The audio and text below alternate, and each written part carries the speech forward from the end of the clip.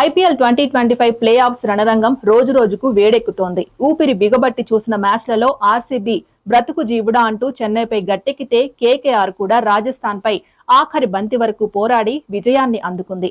సీజన్ను వరుసగా 4 విజయాలతో అరవీర భయంకరంగా మొదలుపెట్టిన ఢిల్లీ కథ అడ్డం తిరిగింది. చివరి 6 మ్యాచ్లలో గెలిచింది కేవలం 2. దీంతో 12 పాయింట్లతో ప్లే ఆఫ్స్ బరిలో ఉన్న కత్తి మీద సాము చేయాల్సిన పరిస్థితి.